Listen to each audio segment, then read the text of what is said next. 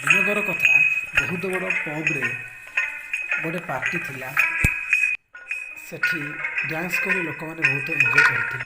ରନିତ ନାମକ ବ୍ୟକ୍ତି ପାର୍ଟି ଅଧାରୁ ୱାସରୁମ୍ ଚାଲି ଯାଇଥିଲେ, ଯାହା ତାଙ୍କର ସେଥିରେ ହତ୍ୟା କରାଯାଇଛି। ତା ପରଦିନ ପବ୍ର ୱେଟର ଯେ ୱାସରୁମ୍ ଯାଇଥିବା ସମୟରେ ରନିତର ମୃତ ଶରୀରକୁ ଦେଖିଛନ୍ତି ଏବଂ ତୁରନ୍ତ ସେ ପୋଲିସକୁ ଇନଫର୍ମ କରିଛନ୍ତି।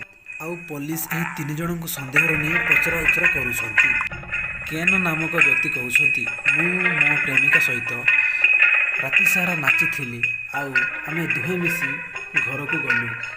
ପିଟ୍ ନାମକ ବ୍ୟକ୍ତି କହୁଛନ୍ତି, ମୁଁ ହତ୍ୟା ପୂର୍ବରୁ ଘରକୁ ଯାଇଥିଲି, ହେଲେ ମୋ କାରଟି ରାସ୍ତାରେ ଖରାପ ହେଇଯାଇଥିଲା। ଆପଣ ମେକାନିକକୁ ମଧ୍ୟ ପଚାରିପାରିବେ। ଆଉ ସେନ ନାମକ ବ୍ୟକ୍ତି ମଧ୍ୟ ଥିଲେ।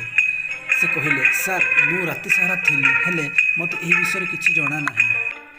ତାଙ୍କର କହିବା ଶୁଣି କିଏ ହତ୍ୟାର ଆପଣମାନେ କହିପାରିବେ କି? ଏହି ଭିଡ଼ିଓକୁ ସମ୍ପୂର୍ଣ୍ଣ ଭାବରେ ଦେଖନ୍ତୁ। ଆଉ ହତ୍ୟା କିଏ କରିଛି ଆପଣମାନେ କମେଣ୍ଟ ମାଧ୍ୟମରେ ଆମକୁ ଜଣାନ୍ତୁ।